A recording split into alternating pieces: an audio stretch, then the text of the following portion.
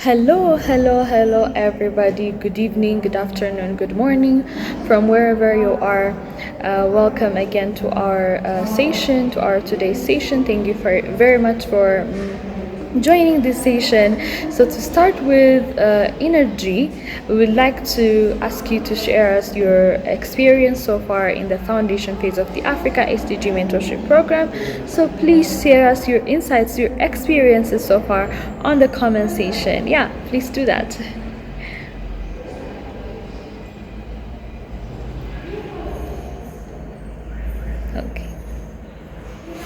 Okay. Okay. Thank you very much for your lovely comments, and we are also indeed delighted that it's been an exciting and also insightful journey so far. So today we are on our week 4 of our foundation phase, and we are glad to have you again in this training session. And this evening we'll be having 2 sessions. The first one is on design thinking and innovation, and the second one is on the Agenda 2063, the Africa we want. And we'll be having 2 facilitators or speakers with a very having a lots of knowledges on the agenda or on the topic that we're going to be discussing. So now, please allow me to introduce our first speaker, Dr. Adriana Sola. So she is a multi-passionate, excelling as an educator, coach, academic entrepreneur, and SDGs and global opportunities expert with a strong dedication to youth and women empowerment through skills acquisition. She also champions the realizations of the SDGs. Having served as an Unleash ambassador in both 2021 and 2022, as well as the UPG Sustainability Leader of the 2021, Dr. Adriana Sola's remarkable journey includes securing over 35 global opportunities such as grants, awards, business labs, innovation labs, and fellowships that have taken her across 5 continents. And her impact also extends to training over 40,000 youths across Africa, equipping them with knowledge on SDGs and the path to global opportunities. Her renowned, impactful speaking engagement and mentorship, through her renowned, impactful speaking engagement and mentorship, she also inspires and empowers her audience to achieve clarity, direction, and tangible results. She is a dedicated social entrepreneur holding a mini MBA from the International Finance Corporation (IFC) and boasts over 13 years of experience in entrepreneurship, management, and teaching. And as the founder of the AIIDEV Africa on EdTech social enterprise, her vision revolves around cultivating a generation of African youths armed with knowledge, skills, and direction to shape a promising future. So please allow me to give the floor now to our first facilitator. Thank you. Thank you so much for having me this afternoon. And good afternoon, everyone. How are you doing today? So let's start with, I like to, so if you are here, you know me online somehow, please just put yes in the comment section. If you know me before now, just put yes in the comment section. I would like to know. Okay, there's Abubakar Junad. Yes, ma'am. Okay. So there might be quite a number of people who has probably listened to me before now. So let's go. Mayowa introduced me. I'm Adering Sola Adepoju, and today I'll be taking you on design thinking and innovation, which is something I'm really, well, I said, number one, I have expertise around. Number two, it's one of those things that I like to say it's a must-have for everyone, because I said in this time and age where AI is taking over technology, or is taking over a lot of youth critical thinking, ability to think is becoming very scarce these days. So I dare to say that it is the people that have that ability to think critically that will end up being the people that are leading in any industry that they are, because the conventional things that we do, that we used to use our thinking for, is fast becoming replaced by AI. So the question is, what are those things that AI won't replace? I always say, when push comes to shove, you need to do research, you need to be able to find information from the market. Like, you would still need to actually think about the process. So it is that process of thinking that I am going, but this time around, process of thinking with regards to innovation. And what is really innovation is, I always say, is when you create something that is solving people's problem. That is my simple definition of innovation. It doesn't have to be tech. It doesn't have to have all those beautiful, beautiful things involved, as in, or all the things our tech bro and sis we think is innovation. I always say innovation is simply when you create something that solves people's problem, then you are being innovative. Innovation just happens when you solve people's problem. Now let's get right into my slide. All that introduction, I'm just going to skip it. So, but if you have to define me in one word, I would say I'm an educator. Even if I say so myself, I think I'm the greatest educator of all time. I've been educating since forever, and I've taught a lot of lives in Africa. So now to the topic, design thinking and innovation. The first thing you must understand is, like I said, I'm an educator, I'm a teacher, right? So I always ask people, or I always say this at the beginning of every of my lesson. I'll say, what is the learning objective? What do we hope to take out of this session? At the end of this session, what should you say you have done or you have taken out of this session in terms of learning? I don't want you to come here. If your main reason for coming to this particular thing is so you can mark attendance and say, oh, the AIIDEV will give me certificates, so just let me attend this session, I can mark attendance. Please leave this room right now, because this session is not one of those things that you come here with the mindset of, I want to mark attendance. This session, or this particular subject I'm talking about, which is design thinking and innovation, literally changed my life in 2018. And I am not joking with you. So if you are multitasking right now, please drop everything you are doing and pay attention. When I say it literally changed my life, I mean it in every sense of the word. And the first time I came in contact with design thinking was the Unleash Innovation Lab in Singapore in 2018, where I was put in an innovation lab with like 1,000 talents from 110 countries, and we were taught the design thinking process for innovation. And I think it is from that point forward in my life that I realized that every single thing I do, I think about it from a design thinking point of view. So, and yes, people pay me a lot of money to learn this from me or to help them go through this process. A lot of money running into millions. So please pay attention. Yeah, getting it for free doesn't mean it's free. My time is really precious. I really want you to learn, take it away. It's going to be short, 30 minutes, in fact, if I can. And what you take out of it is what is currently on the screen. Your ability to think critically and in a logical manner when it comes to, I want to create solutions to people's problems. And why is it even important? When you create solutions to people's problems, money will be running after you. Recognition will run after you. Everything you probably desire will run after you. So you need to learn the process on how to create solutions for people so that those things will run after you, not you chasing after them. Now, what is design thinking?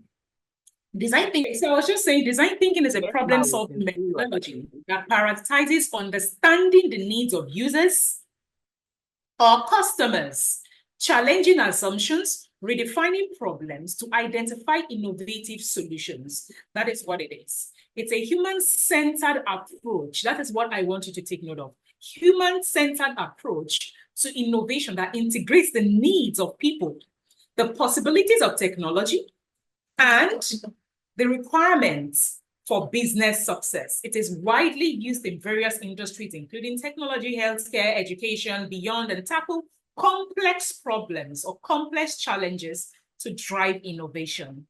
Again, I said, your ability to solve problems is what can make you rich. It's what can gain you recognition, you solving the right problems. And that is what design thinking justifies. What I want you to hold in this particular slide is it is a human-centered approach. A what? A human-centered approach. Now you are soon going to know. Why is this important? Albert Einstein said, if I had 1 hour to solve a problem, I'll spend 55 minutes thinking about the problem and 5 minutes thinking about the solutions. I want you to pause and think critically about that. Meaning, I will spend 90% of the time I have to think about the problem. Unfortunately, many people these days, they wake up one morning and say, I have an idea. How many of you in this room have said that over and over? I have an idea. You want to start a business, you say, I have an idea. And I ask you, what is your problem? Why have you not started that thing? Say, oh, that my idea is the best thing since sliced bread. The only challenge I have is money. If you're in this room and you think the only challenge that you have to do your business is money, then you do not know that problem enough. And I am not joking. And this is not motivation. I'm going to show you a step-by-step approach to why I say you do not know the business you want to create well. That is why you are saying the only challenge you have is money, right? So why do I say this? Why did Albert Einstein say this? It is because many people wake up and say, I want to start a business. If that is your approach, dump it right now. Dump it, open your window and throw it outside the door. You know why? Even if that business will make you some change, you cannot scale it. And that is provided there's even a problem your business is solving. You can't scale it. And trust me, I ran a fashion business for 10 years. I closed it down in 2020 during COVID. Why? I'd finally realized that even if I was making decent money for that particular business, I couldn't scale it. Why? I did not genuinely do this to start that business. So when I finally got into that line of, doing that, then I asked myself, whose problem am I really solving? Then I realized I was stuck. The moment you cannot answer that question, you are stuck. So even if the next Iya John on your street is going to come and buy from your provision store that you are going to hope, he's going to come and buy from that, I'm starting a consulting business. It's going to approach you. Ask yourself, can I build this thing into an Amazon? Can I build it into an Amazon? Now, it is really important that you pay attention to whose problem am I solving? Which is why they say design thinking is a human-centered approach to solving complex challenges, global problems that is not just you that have it, or it's not just your daddy, your mommy, your sister, your brother, someone in your neighborhood that has it. I'm talking about challenges that are facing the world, that people will give you anything, will pay you anything to just give them a solution to.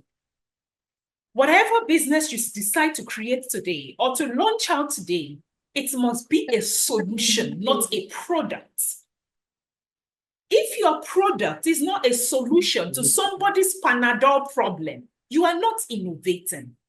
You are only doing stomach infrastructure. You are helping yourself get by. That is not innovation. Innovation, I repeat, in simple terms, is when you find solutions to these problems. Innovation is when you find a solution to people's problems. That is what innovation is.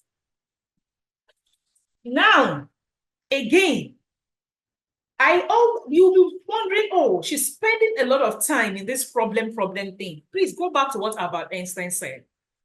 If you have 1 hour, spend 55 minutes on the problem. This is what you call the design thinking approach to innovation, where you have a 5-step methodology. You have the empathize, you have the define. Nigeria or Motayo Sahid is probably your volume. My volume is very clear here. Please, any other person that thinks my volume of this thing is low. My volume is very clear here. So now, as I was saying, empathize, define, ideate, prototype, and test. You know what is funny is, you see that step of defining your problem and establishing the users that have your problem. It is a critical step. There is a methodology that was taught in Unleash Innovation Lab on how to define your problem. It is called the 5 whys. I won't delve into that, but you can Google that. 5 whys means you ask why 5 times. And I will give you an example. If I say graduates are not employable, I always use this example because I'm an EdTech founder. I'm solving the problem of global employability amongst Africans, right?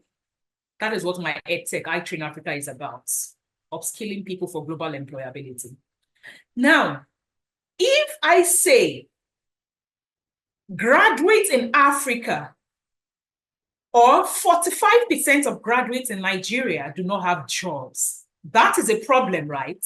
I will not start and say, an average person on the street will say, I want to establish a training school.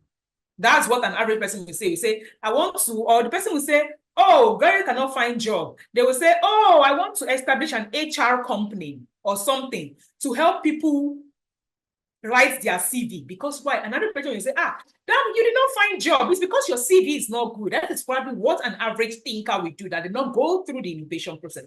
Oh, your CV is not good. Let me help you rewrite your CV. Your CV is going to look great. Then they give you the CV. Then you take the CV to an interview, especially when it is an interview that is global in nature. That your very fine CV that you use maybe $50 to even do, you come back and you still don't get a job. Because why? The person that did the CV for you is treating this problem at the surface. The question should have been, if you cannot even write your own CV, why do you deserve that job? You don't add the skill set, the soft skills to write your own CV about yourself. Why do you deserve the job? So the problem was addressed at the surface. The person was treating the symptoms, not the root cause. So when you are in the design thinking process, you do 5 whys and say, graduates, an average graduate, 1 in 2 graduates in Africa isn't employed. In the 5 whys, you will say, why? Until you get to the 5th why, do not recommend a solution. Do not recommend a solution, because it has to be like, graduates do not have jobs in Africa. You will say, why? You say, oh, because there are no, or you say because they are not employable, because I don't agree that there are no jobs. I could share my screen with you right now and I will just put this thing on LinkedIn and I'll be seeing project manager, 7,000 plus open jobs. There are jobs. Some people keep re-advertising. I've been trying to hire for the longest time, so there are jobs. I'm not of the school of thought that there are no jobs. So when people say, oh, it is because whenever I interview this graduate, they don't have, they are not employable. Then I ask, why are graduates not employable? After all, they've gone to school. That is how many why? Please follow me in this. I will say why 5 times to get to the root bottom. Now, all this is going to be done in the defining the problem phase, asking yourself 5 whys. But then let's continue in the slide. Let's start with step 1. In your design thinking approach, Again, remind yourself, why am I listening to Dr. AAA today? Ask yourself again, it is because money chase people that have solutions to people's problems. If someone has a toothache and they cannot sleep, if they said there is only one doctor that can remove that teeth, you will carry all your life savings and give that doctor. Because why? He has the solution to your problem. In my academy, I have things I will give out for free. I have things I will give out, I will sell for 37,000. I have programs I will sell for 2 million. And people will pay me. You know why? I understand their problem. And I would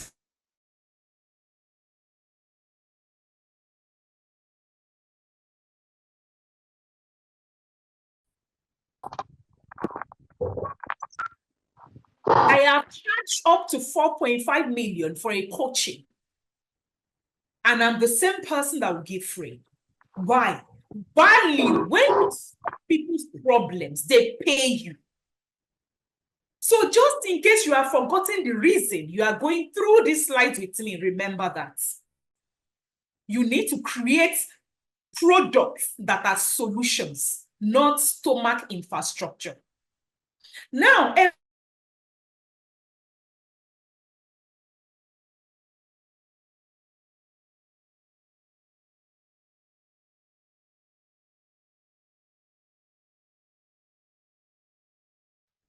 understanding the needs, the emotion, the motivation of people who are using or who will end up using your product and your service. You need to conduct interviews. You need to observe. You need to carry out research. You need to get insights. You tell me, I want to sell, I don't know, just anything. And I will ask you, who is your ideal customer? Be like, I just want to sell to people, no money. Or and I'm like, what? How do you speak the language of the person? When it is time for you to market that product, you would fail if you skip this step. And let's be clear, let's just establish something. Marketing is the lifeblood, is the blood of any business. You can have a great product. You can have a great product and not sell because the right people are not seeing it. Let's be clear. So when it is time for you to sell that product to millions of people, if you jump this stage, you will not sell. Because you did not know, you did not carry out research on what is the pain point, what is paining the person you want to sell that, as you want to sell that thing to. You did not. And you know the funny thing is, sometimes you have a great idea. By the time you start doing market research, you will discover that problem is not, that idea is not even a great one. Because by the time you discover, it's like you saying, you go to the north and you say, oh, ladies or girls in the north don't go to school. I want to solve their problem. Then you go and build the finest of classroom right in the middle of the distance. You're not like, these people, despite there's this thing, they are not going to school. You will not be asking yourself, why are they not still coming? Even if you make it free. It is because you did not go and do your market research and ask the right questions.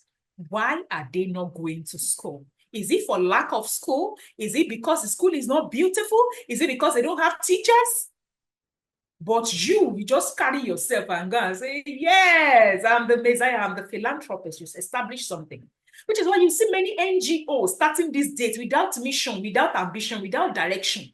Because they are starting what they did not do market research about. If you like, offer something for free. You've not seen people hold free webinars online and no one will show up.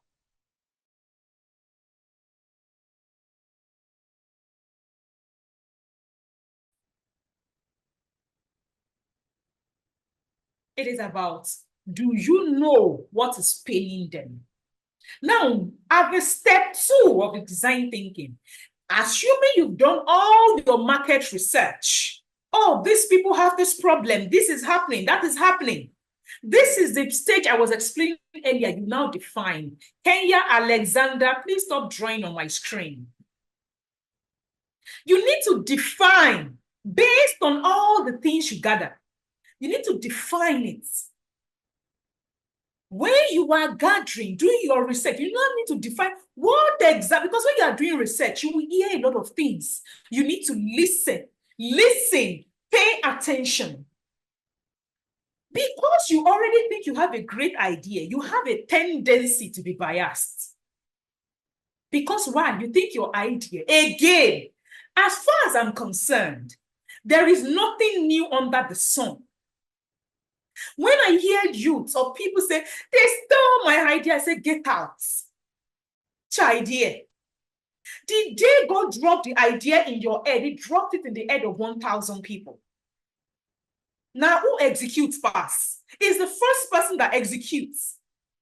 So instead of you romanticizing an idea that might not even be great, when you finally launch into the market, please apply design thinking. I would say, oh, create in silence. When you create in silence, I will launch out. Everybody will see the plan. I said, you can create in silence and create rubbish. You can build in silence and build rubbish. If you had probably asked someone and said, oh, this thing, I'm doing the rubber, will you buy this thing from me? What is your problem? They would have probably tell you, that thing, don't do it. Or in this community, people don't buy that kind of thing. But in your mind, you are building in silence. You don't want to tell anybody. Look, you can have been selling something for the longest time, and I will come into the market and will overtake you. You know why? I probably spent 90% of my time in the problem definition phase. Why? I wanted to ensure that by the time I get to stage 3, which is ideation. What is ideation? That is where you now say, I have an idea. That is the ideation phase, stage 3. Ideation is stage 3. I have an idea is stage 3 of innovation. So before you get to I have an idea, did you empathize? Did you do all the research? Did you define the problem? You need, this involves this particular thing. I keep emphasizing, and I will tell you a story. At this particular point, you need to reframe the problem in a way that focuses on the user's needs and aspiration. The users, again, I redefine it. It is a user-centric approach to innovation. That is what design thinking is. Get off your high horse and stop making yourself the alpha and omega of your innovation or of your idea. Hello? You are building a product that you want somebody else to use. Or maybe if you are building for yourself, fine. But don't make yourself the center of your product. This product, I'm the first person that innovated it. You will not buy your own products. You will not buy millions of your own products. So remove yourself from the innovation and focus on the most important part of the equation, the person that has the problem. The person that has the problem is the person who is going to pay you. Now, when you have identified at the research stage the person that has the problem, the person that has this problem, you will now say, now I know your problem. See, it is paining you. By the time because when I was asking you all those questions at the empathizer, you say, how is this thing paining you? When does it start to pain you? In the middle of the night. What have you used? You will say, somebody gave me a somebody gave me this. You would have told me everything that is your problem. The day I start to market, I will say, brother with the teeth pain that keeps visiting Akbajebu. Are you not tired of not sleeping every night and your neighbors are saying, why are you mad? What is wrong with you? The day the person sees that advert, the person's heart will be beating because this is me. This is me they are talking to. This is my problem. Hey, the person does not care how much you want to call it. The person will say, I beg, can I pay you small? I don't have the money I can borrow. That is where you have created a solution that people are ready to borrow to pay you. that is when you have created a solution. I will now finish explaining the 5 whys. I gave you an example of the other time about why. Ask 5 whys. So I said before, oh, graduates are not employed. You will say why. You will say because they don't have, they are not employable. They are jobs, but when you interview them, they cannot, like, they just don't fit into the job. You now say why. That's how many why? Third why. You now say, because they don't have the right skill set, like the soft skills and the hard skills that they can use to do the job. Or even they don't even have the soft skill to compose their own CV well. They don't have the soft skill to even send me a proper application email. You now say, but they are graduates. Why don't they have these skills? The fourth why, because they did not teach them in the curriculum when they were going to school in the university. Let's say, when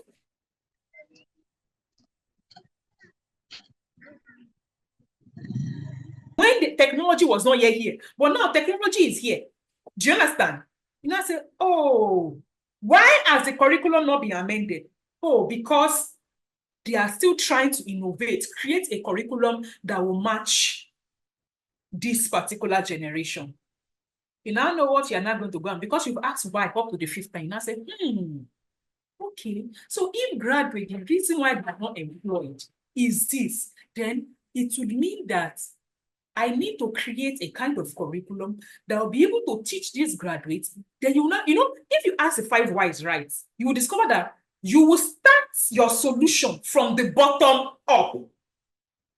Because at the bottom, you now say, let me create a solution.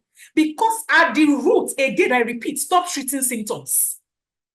If you asked why the first time, I said, the guys are not getting jobs. You say, why? Because they are not employable. And you get to the third one. Why? Because they cannot even write their own CV. They don't have the soft skill to even write their CV. You can open a CV writing center. Guess what? You've not solved the main solution of why graduates are not employed. Because guess what? You write that CV, they will still not get a job. You are treating the symptom. But imagine someone like me, AIIDEV Africa, that have now gone to do the 5 whys. And I say, at the bottom of this thing, it is because everybody is shouting graduates do not have skills to get employed. They do not have this thing. They do not have all the skills. When you get them on the job, the only thing they have is certificates. They don't have any other skill. They cannot do the work for me. And certificates will not do the job. Certificates will not do the job. It is skills that will do the job. And I say, me, I have now gone ahead to say, now I understand what is going to happen. I will go and create and ask every employer that is tired of not finding skilled workers. I'll go and ask the graduate himself, what don't you know? When you go to interview on your job, are you struggling? I will do all my market research. I will now go back, go and create what I know is the solution, which is what I don't even call it the soft skills curriculum. I call it the workplace foundational skills. The foundational skills that everybody needs in every aspect of their life. I will now go and create it and bring it out and launch something. I call it what? Skilled for Work Academy, where you will become globally employable by learning all the soft skills an employer wants, or all the workplace foundational skills an employer wants. See, you see that person that probably started a CV agency 3 years ago. The person will be making cash, he'll be making money because he said, I'm doing CV for 1,000, 2,000 people and everything like that. Guess what? Me that went through the stress of creating that thing, the day I launch my solution and I start to, my solution is not going to be reaching just one graduate that is applying for a job. It will not be reaching like almost all the graduates that are going to the university. Because why? I am now, like, I will teach them the skills that will make them be able to write their own CV amongst other things. So give me 5 years, I will be taking a lot of CV writers out of business because I went down to address it from the root cause. Do you understand what I just explained to you? At the end of the day, me that is at the bottom of the chain, we eliminate people that provided solutions as symptoms on the long run. Which I say, you might be earning cash when you create solutions at the surface, at the peripheral, but you would not last. You would not create the kind of thing you want to outlive you. You won't. And because I will probably not even explain this in a, how do I explain it? In like, you need to understand, like, when I'm explaining things like I said, you need to be in the SDG space. You need to be thinking about, how do I create solutions to global problems? How do I scale? I don't explain things like this to people that don't have impact-focused ambition, people that don't think big. I said, I want to create the Africa. Like, if you get to my LinkedIn bio, it says, on a mission to ensure 10 million Africans are employable by 2030. 10 million, and I'm not joking. So somebody will say, this woman is just saying 10 million. That's what they do motivational speaker. Whereas, guess what? I'm just smiling because why? I have a blueprint. I did the work. So when somebody was running to go and create, I'm just looking at the person like, you will come back. Because when I come, I'm eliminating you from that value chain. I'm eliminating you from that value chain. When I have probably maybe you will go and pay the person's $50, whereas I will give you a course or a curriculum that will not only teach you CV writing, we teach you copywriting, we teach you how to write emails at work, we teach you how to use Slack at home, we teach you how to work collaboratively remotely. Like, that means I'm giving you 1,000 times the value at the same amount of time. Who is going to outlive you? Many people have is, I cannot go through this process. I want to make it now. Fast money. I will tell you one story before I leave the slide. When I was in Singapore, we were divided into teams. I was in a team of 5. Myself from Nigeria, there was Austria, there was United States, there was Australia, and one more person, I've forgotten. Then later, we were really frustrated. It was an 8-day innovation session. And 4 days, we were on problem definition. Step 2. And we were looking at it. 4 days, we spent it on one this thing. And we said, we don't wanted to rush to, let's create idea, let's create solution. Then Leila said, she came to us, she said, don't do it. And we said, why? She said, too many solutions, too many products make it into the markets. Then they start finding a problem to solve. Too many products, meaning many people start a business, then they start finding who has the problem that will buy it. Then when they cannot find, they start to, let me create a problem so that at least I can sell my solution. That is a hard way. That is very hard to do. It is not scalable. He said, so don't be that person who is creating a solution that is not the problem of anyone. He said, it is better you spend all your time in defining your problem. You don't, and because there was a pitching competition, say you don't have to win in this innovation lab, but you really need to win in life. Because at the end of the day, that is the person that really wins. And it was from that point I told myself, I would rather spend time in understanding the problem, because I have seen it happen over and over. When I use this method to innovate, if I like, I sleep, I close my business for 1 year and come back, I will still sell. Because the people that have my problem, do you know how many Africans graduate in Nigeria alone every year? 500,000. Do you know how many people are in Africa? All of you in this room are probably my ideal customer. If I sell my product to you now, you probably buy. Because why? I gathered the problem of all of you while I was creating the solution. Now, when you get to stage 3, ideate. The common one, you know, I'm not going to spend my time on because everybody has an idea. Now, there's also a proper way to do to set up an idea. There's a proper way to set up an idea. It is not, like when you get to the ideation, and please, I want to mention something. The design thinking is an iterative methodology. Like it is iterative, like it is, it's not linear. You have, like, you can have gotten to ideation and you will go back to first stage, like, because you might get to idea. You are generating 10 ideas in 10 minutes, one idea per 1 minute. Then you will realize that, all the ideas you generated, it will not work. It will not work. You will now say, let's go back to the market. Let's go and ask the audience. Let's go and ask the audience. That is what happens most of the time. So design thinking is non-linear. I'll give you an example. When I was creating, I have an academy, it's called Skilled for Work Academy. The first time, the next stage is prototyping. I'll tell you what the prototype is. But let me use that language now first. The first time I put someone in my curriculum development this thing, 2021, it was my cousin. I did it in an immersive way. He was living with me, he was learning from me. After his own sessions, I started to say, okay, let me use external people. The moment I said, oh, this person has passed through my curriculum, this is what they learned in 3 months, I was changing it. Sometimes I would go back to the market. Guess what? I tested my solution. After I knew that this was the solution. And how did I even know this was a solution? I was having a challenge employing. Every single time I'm employing, I was angry.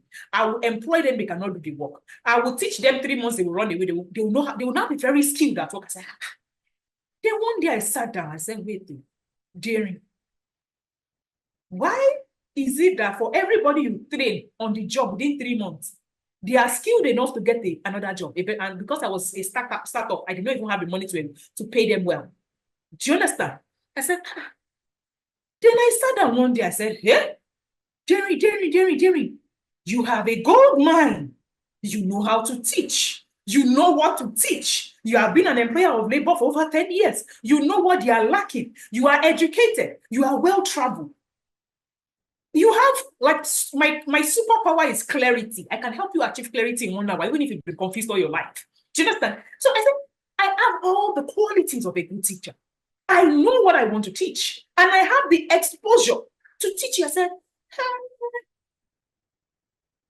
this is why they are coming and going. Right?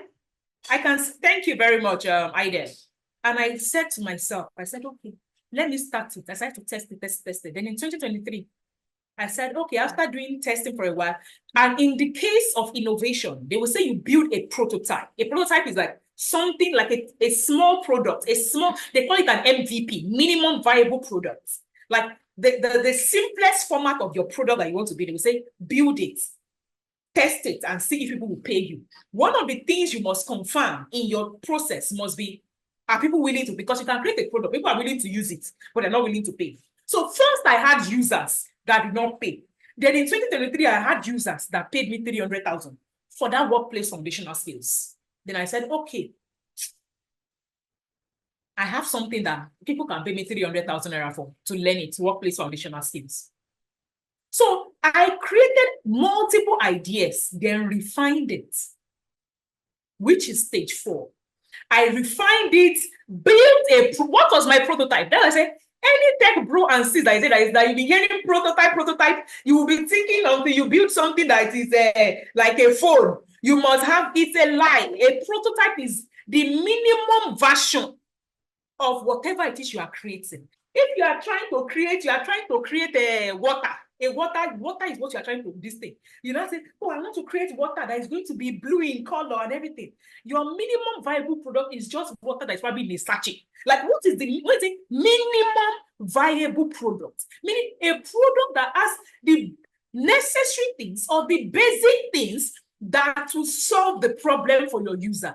Every other thing. When they created phone, what do you think a phone was? Minimum viable product.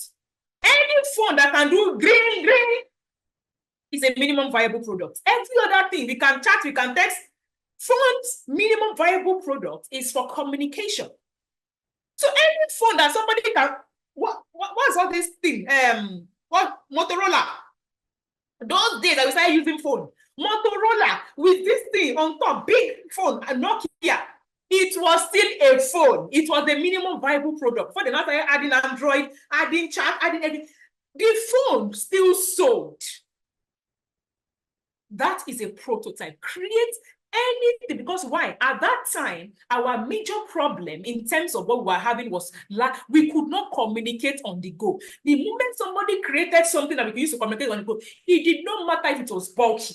It was a minimum, but create a prototype.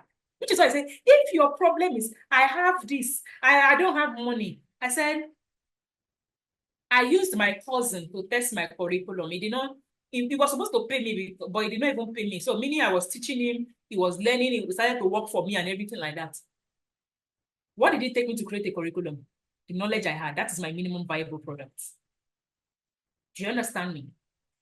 I did not say, oh, I don't have a workspace where I can put people, I can put graduates to be learning. I did 2021, 2022. It was October 2022. I rented the office space. 2023, and I said, now that I have office space, now let me advertise the product. Let people come. Let people come and pay me. They now paid me 300K. They came to learn in my physical space. When it was now at the end of 2023, I said, these people refined. I've tested 9 demographics of people. Recent graduates, NYC, teenager, 17-year-old waiting for JAMB, undergraduate, artisan, entrepreneur. I've tested like the wide range. People that have worked before came to them, paid 300,000 as well, and said, oh, I don't have workplace skills. I am rusty at my job. I cannot. These are people that they first gone to do MBA. They now came back to say that thing I want to learn is workplace skills. Then the people now came back and paid me. And I said, yes, now I have finished testing. 3 years. I was not scaling. Why? I was collecting money at a small rate to ensure my curriculum was it was solid. 3 years. Somebody has started an online school since then. They have made their money. They probably even made maybe up to 100 million.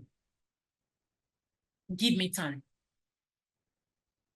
I can bet you this time next year, I'm like, just mark this day and say, Dr. Aderinsola said so in our session today. The next time you're hearing skilled for work, maybe this time next year, it's going to be a global, like everyone knows about the Workplace Foundational Skills Program. Why? I have what that person does not have. Even if somebody decides today to come and start what I'm starting, you cannot get 3 years of testing experience the same way I have it. Yeah, I say, when you follow the design thinking process, it might not take that long for you to test, please. Why? I was testing like all demographics, and I was using 3 to 6 months to test them. I'm like, look, your testing can be 6 weeks. It can even be one week. Do you understand? Depending on what you are innovating. But I'm just saying, if I wanted to solve the problem of unemployability in Africa amongst literate youth, I needed, because when people start to drill me at the global side, I needed to say, I have tested it on an entrepreneur across 3 months. I have tested it on someone that had MBA, that has a professional experience, there's an artisan. 9 demographics. I needed to be able to stand up and say it works across board. So, which is why I did that. Now, the last stage, stage 5. Testing is what I just explained. Test it. Test it. Test it. I was testing, I was collecting feedback. I was testing, I was collecting feedback. If I share my screen with you, on the initial curriculum I used on Kule, and what I finally have now at the Workplace Foundational Skill, you'll be like, oh, wow, a lot has evolved. Yes. Because why? I was listening to the people that had the problem. I was listening to the people that had the problem. I repeated that on purpose. In the entire spectrum of design thinking, the user is the most important thing. Thank you very much.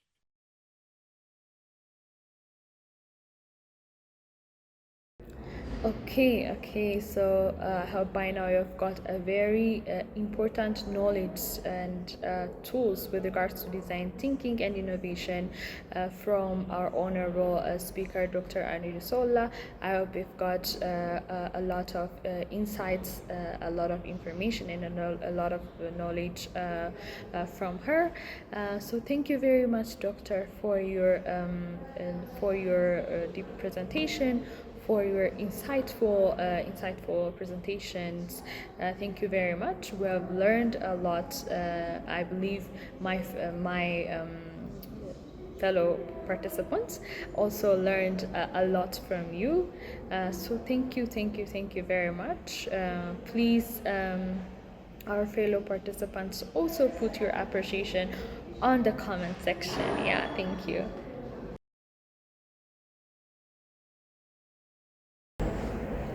Okay, so now we'll be passing to our second session that is on the Agenda 2063, the Africa we want. And please allow me to also invite our second honorable speaker of the session. It is my pleasure this afternoon to welcome to this section Mr. Kiajitsi Alex. Before I bring Mr. Alex to the screen to say hello to you, I like to read out Mr. Alex's profile. So, Mr. Kiajitsi Alex is a seasoned professional with a strong background in the education and social welfare sector, complemented by extensive experience in volunteering and leadership roles. With a vibrant desire to contribute to the development and transformation of individuals and community, Piagetway is eager to leverage his diverse skill set in areas such as research, policy analysis, program project management, monitoring and evaluation, and organization management. As a dedicated professional, Piagetway is committed to making a positive impact on society and is always ready to embrace new challenges and opportunities for growth. Ladies and gentlemen, I am sure that you want to use your reactions to welcome Mr. Alex to joining us on this call. And I promise you that it is really going to be a learning experience. So I want to see in the chat now while Mr. Alex come on your screen how you want to welcome him. Just to make sure that we don't take much of everybody's time, my name is Kiahetsu Alex Patlaitile, and you might find that name difficult, but it's a very easy name. In the African Union Commission, I'm the education lead in the youth division of the Women, Gender, and Youth Directorate. So that is how I'm coming to present and to actually have a conversation. This is not much more of a presentation or a class. It's much more of a conversation of what exactly is the Agenda 2063 and perhaps a little bit of introduction of what exactly it is, the African Union or the African Union Commission. So the expectations or what I would deem to be the objectives or learning outcomes of this session is to provide a broad overview of the organization and provide an understanding of the AU Agenda 2063, as well as highlight the second 10-year implementation plan of the Agenda 2063. So that is how I'll be trying to ensure that everybody understand this. Now going forward, we are going to have to refer back a little bit to history, largely because I'm just trying to move some of the parts of Zoom so that they don't overlap my presentation too much. Yes, I hope so. So what we have to be talking about firstly is the Organization of African Unity. So before the African Union, there was something what was called the Organization of African Unity. So this was formed in 1963 in Addis Ababa by 32 African states or African member states that had achieved independence. So at the beginning, it was called the Organization of African Unity. And then as time went on, other member states, as they continued to to gain independence. They joined, with 21 more joining by 2002, where the Organization of African Unity now had 53 member states. And then later on, South Sudan, which is our newest member of Africa, joined in 2011, and Morocco rejoined again in 2017. And then through the different conversations and the different summits that happened within the Organization of African Unity, the African Union now, which was then launched in July in 2002, in July in Durban in 2002. That was when there was a convening of the first assembly of the heads of state of government. So that was when the first action of what we now call the African Union actually took place. That was in Durban, 2002, now changing to being the African Union. So, like I said, this is the timeline of which how this actually took place.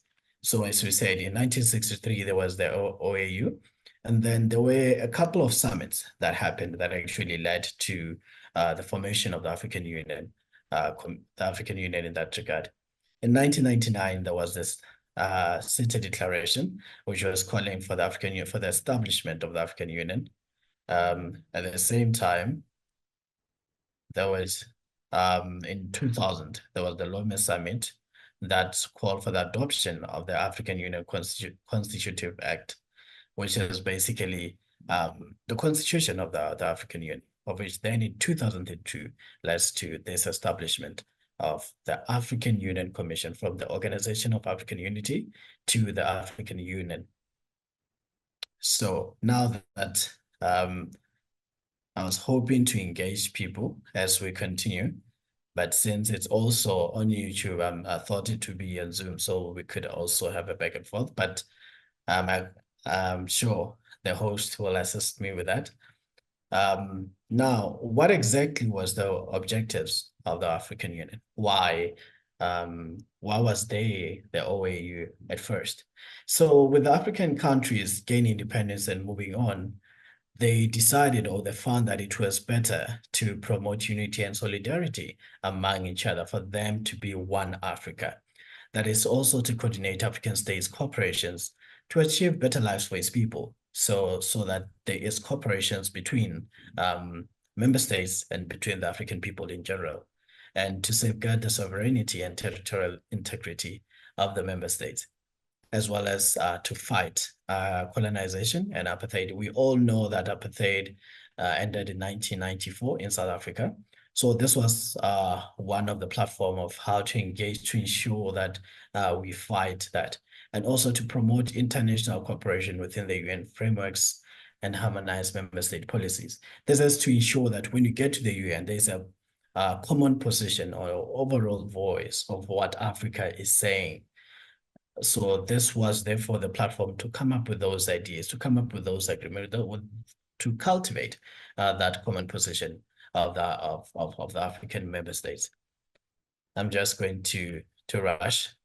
Now, after 2002 in July, there came the African Union with this ultimate goal of forming an integrated, prosperous, and peaceful Africa, which is driven by its citizens or its people, and representing a dynamic force in the global arena.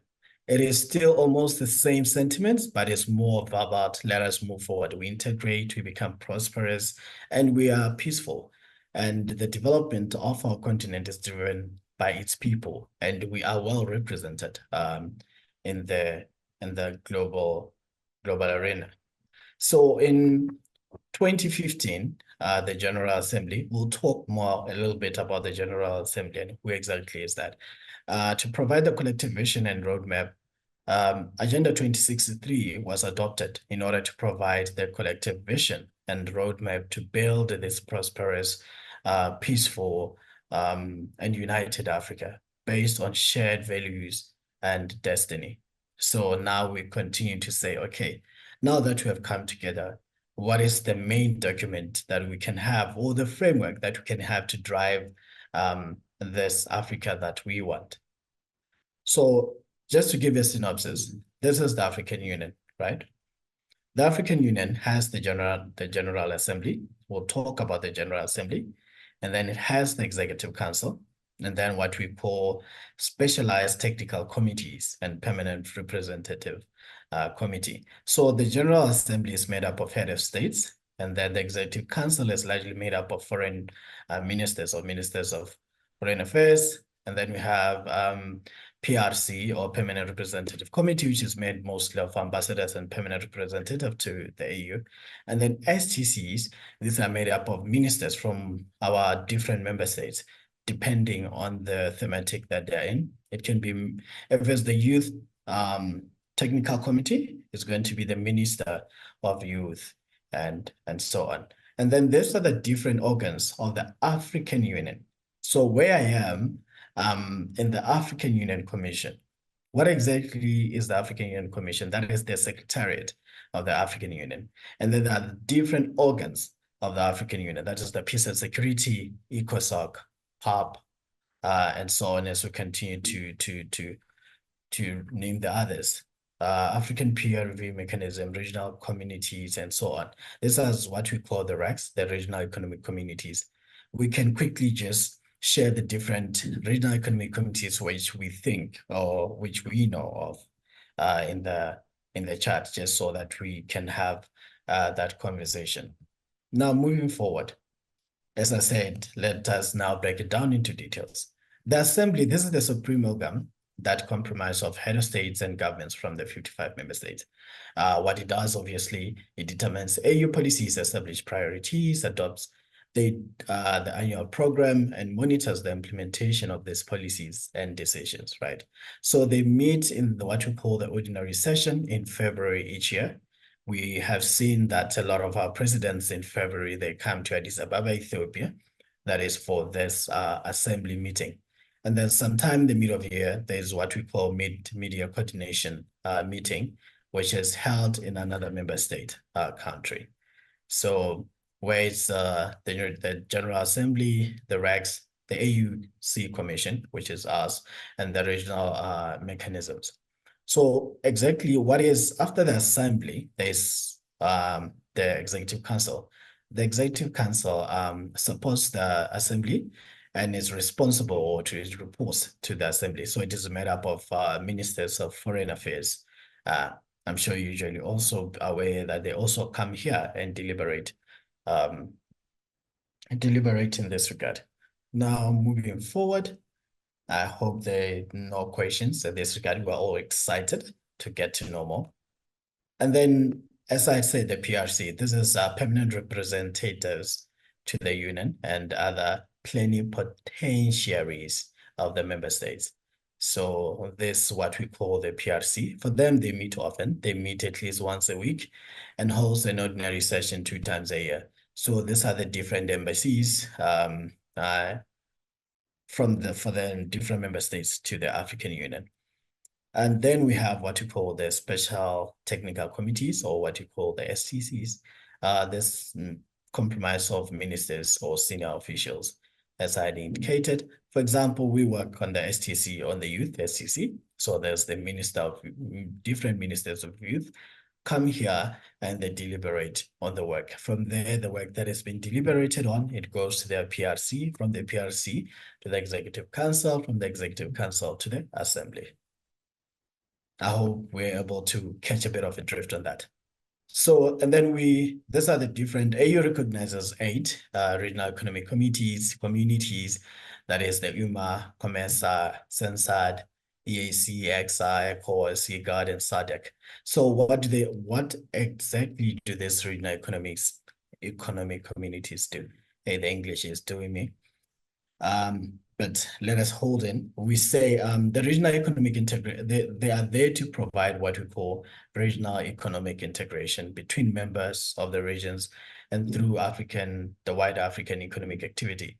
So the different member states that constitute to that regional economic community. So it's more about having that block of regional economic integration, which largely contributes to the overall economic activity of the African continent. Now that we have done much with those, coming back to the African Union Commission, which implements that Agenda 2063, which I said it was adopted in 2015. So the African Union Commission, that is the Secretariat of the African Union. So you should always differentiate between, for example, the African Union chairperson is the head of state, currently the president of Mauritania. And then we have the chairperson of the African Union Commission, who is His Excellency Musa Faki Mohammed. So I just needed to draw a bit of difference in that. So the African Union Commission is made up of the chairperson, deputy chairperson, and 6 commissioners, as I said here. What we call agriculture, rural development, blue economy, economic development, trade, industry and mining, education, science, technology and innovation, infrastructure and energy, political affairs, peace and security, health, humanitarian affairs, and social development. So these are the different commissioners or what we would call perhaps the departments, but these are not departments, these are the different directorates which are there.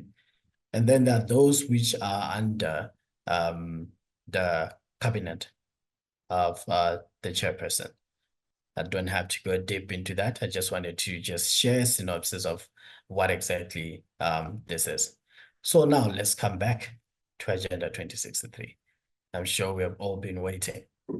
Like what somebody had said earlier, it is the blueprint and the master plan for transforming Africa into a global powerhouse of the future. It is that strategic framework that aims to deliver the goals for its inclusive and sustainable, for Africa's inclusive and sustainable development. So usually the Agenda 2063 is, people would say, they call it the Africa we want, because the Agenda 2063 aims to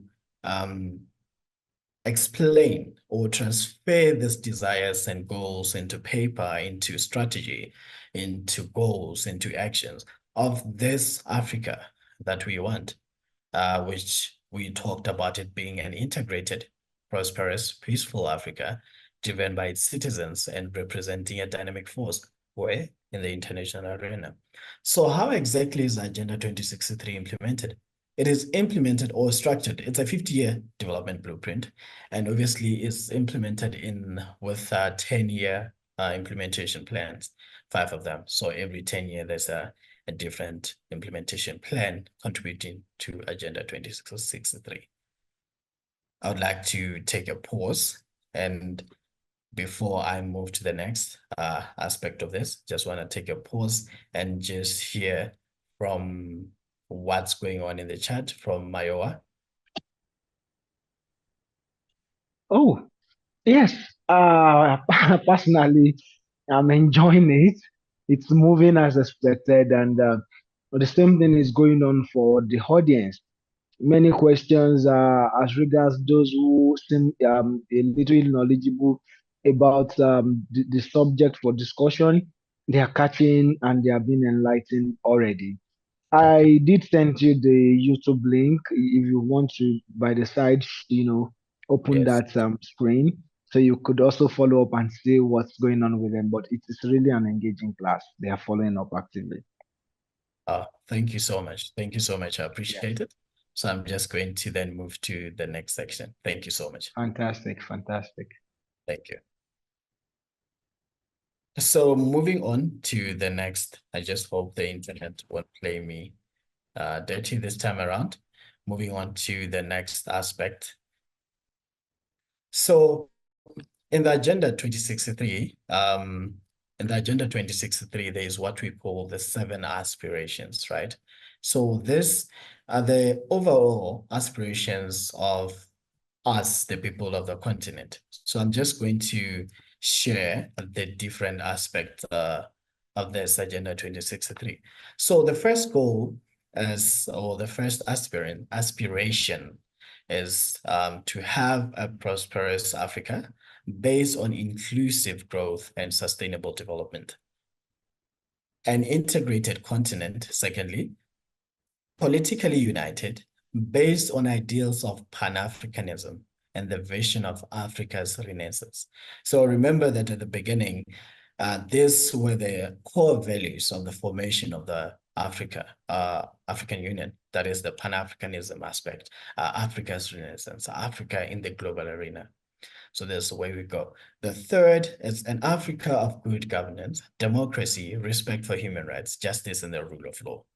And a peaceful and secure Africa. An Africa with a strong cultural identity, common heritage, shared values, and ethics. That's where we go. I'm an African. How we reflect back to Kwame Nkrumah says, I cannot really quote the lines, but I'm an African not because I was born in it or something like that, but I know that was a good quotation that relates back to this. And then an Africa whose development is people-driven, relying on the potential of African people, especially its women and youth, caring for children. Africa as a strong, united, and influential global player and partner. So before you really, this becomes the backbone or the frame of the Agenda 2063, of which for you to understand, these are the 7 aspirations. And then from these 7 aspirations, I'm sure as you can look at it later, from these 7 aspirations, you have 20 goals, which are born from the 7 aspirations. So each aspiration that maybe the other one, the first one has 3, the next has 4. So in overall, we have 20 goals from the 7 aspirations. So now, going forward, I think we may have played this before, but I'm going to try to see if my network doesn't let me down. Before we can continue down, I just want to play to play this link if we can, hopefully.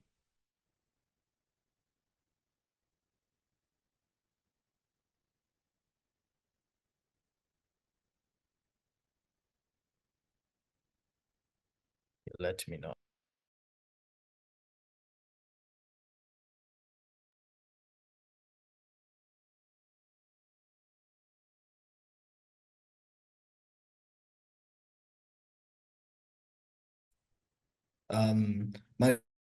Since I realized that you had played this video before, do you mind playing it for me for a short while about Agenda 2063 before we break it down?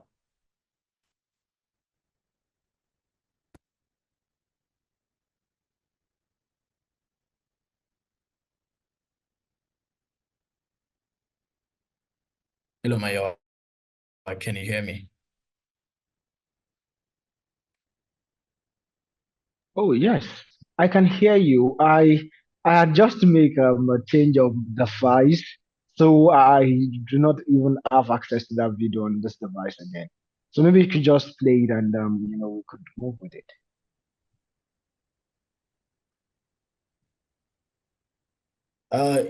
We let us play it at the end. Let us play it at the end. Yeah. Or towards the end. Yeah, I think that works. Unless if you have access to it now. But let us play it later so that we can then use it as the basis of our interaction. I'll share with you the different links. Thank you. Good. All right.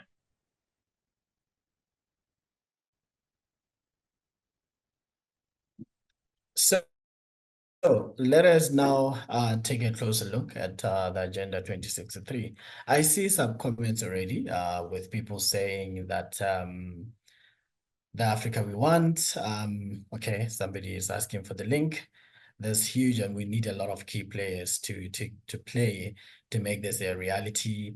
Kwame Nkrumah said, "I'm not born in Africa. Africa is born in me." Yes, thank you very much, Judith. Appreciate that. So this was the essence of the Pan-Africanism spirit that is there. Because I'm interested in the strategies and what has been done. So let us get there. Now, we move. So the first 10-year implementation plan, that is from 2014 to 2023. This first 10-year implementation plan was termed the Decade of Convergence. Why? Because it gave African member states an opportunity to galvanize around a common development agenda. So it was the point of let us converge together. Let us move together into having this common position, this common agenda of development. So based on its evaluation, having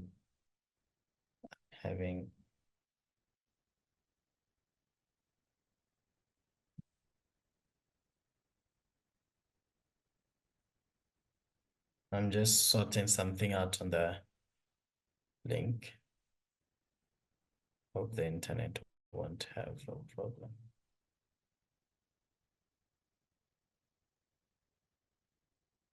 And also, Alex, Okay. you can drop the link to us in Yes. the Zoom here, and our coordinators would spread it to them on the YouTube. Yeah. Exactly. I will make sure to do that. Yeah, good. I don't know what's happening.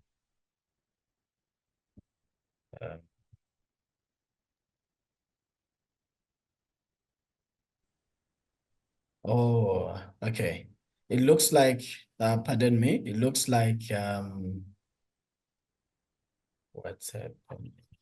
It looks like it's playing. The link is only now playing.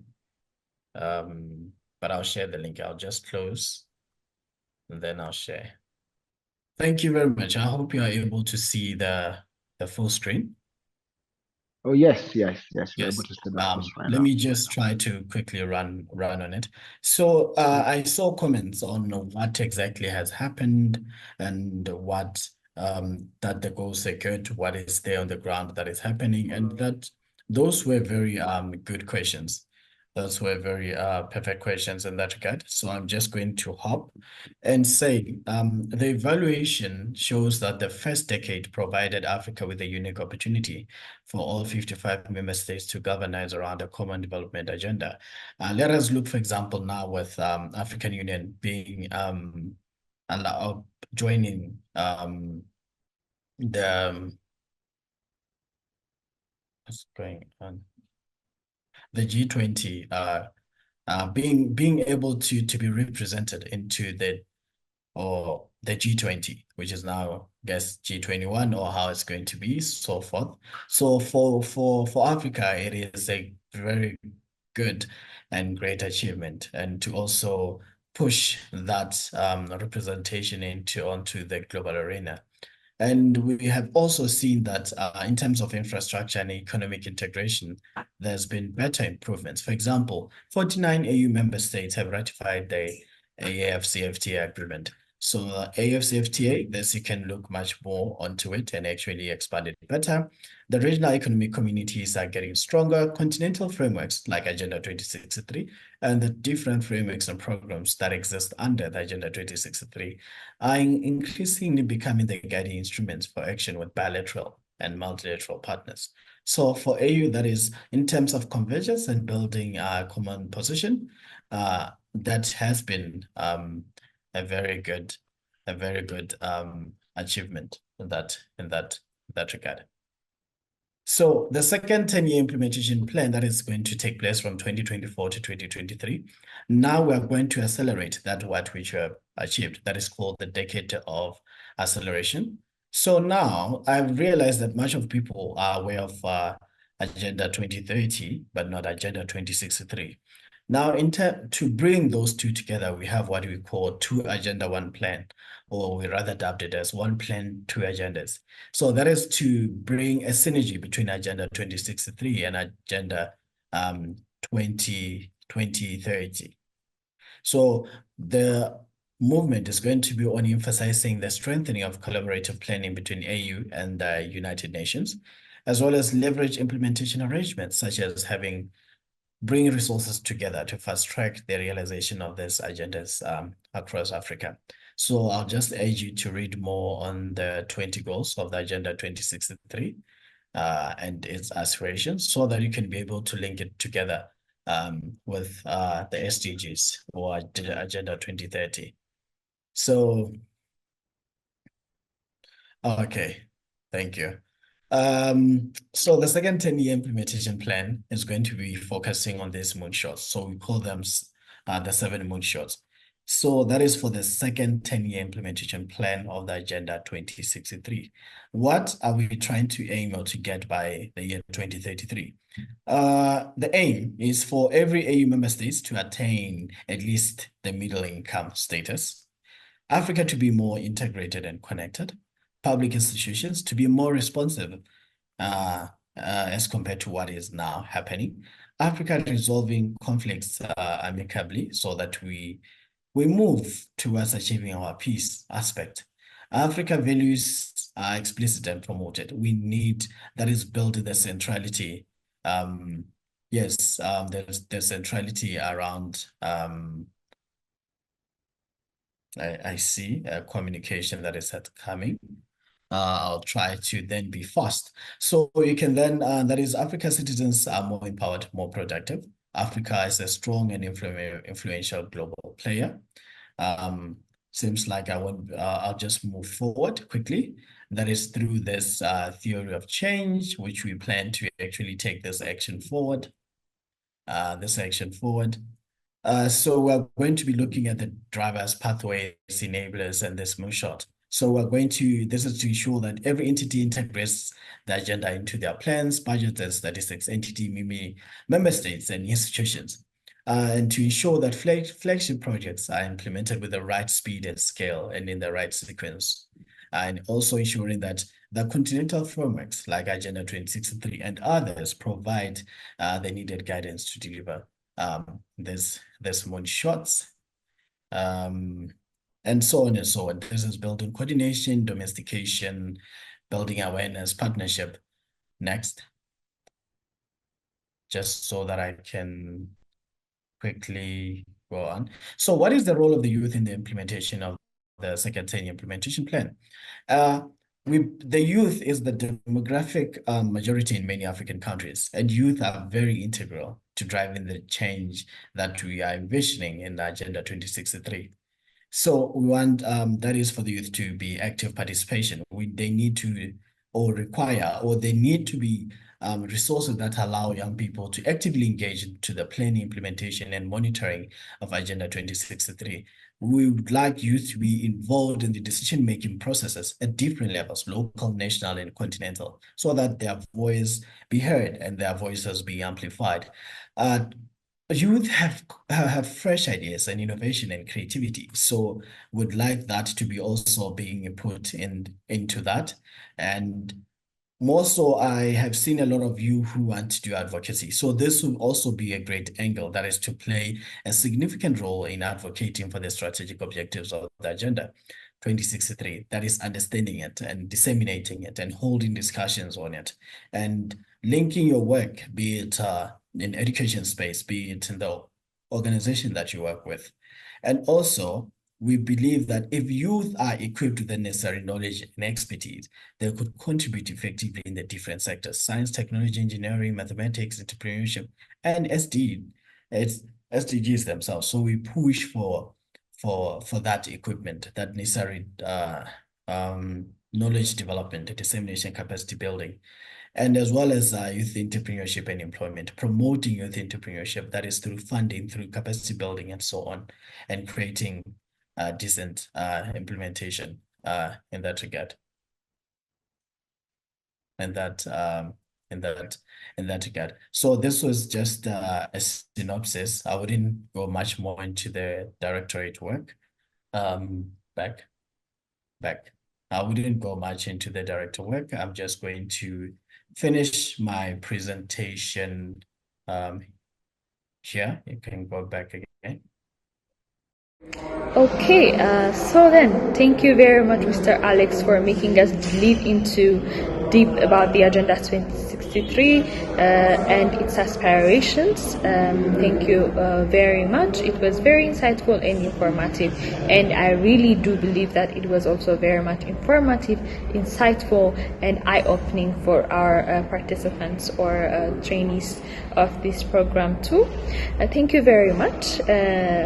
So please, our fellow participants, our fellow trainees, please also put on the comment section your appreciation to Mr. Alex, as he has helped us to delve into a lot of knowledge.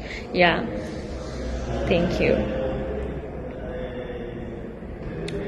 So as we have finalized our 2 sessions, then I would like to make you go through our announcements, which is going to be about how are you going to handle the upcoming engagements of you in this program. So the first announcement is the last training session for the foundation phase is going to be held next week, Thursday, on March 14th, 2025, 5 p.m. GMT+1 or 5 p.m. West African time. And the second announcement is that we would like to kindly note that the assessment and knowledge evaluation will be conducted next week, Saturday, 5 p.m. also West African time, and this would be an online assessment covering all you have learned during the foundation phase, and please save the date and do not miss, since there is not going to be any makeup of missing the session. Our last announcement is with regards to the development solution proposal. So using the design thinking principles, we would like you to note that you are required to submit your proposed development solution, and a link has been shared via email today, and these details and the process and information required for your solution proposals. So please note that you're not to submit via email. All entire submission needs to be made via the Google Forms shared with you today. If you have any questions, kindly use the Ask Me form to engage with us and ask your questions. Thank you very much for all of you for being here, for taking the sessions. We do believe that it was really informative, insightful, and eye-opening, and we wish you a very productive week and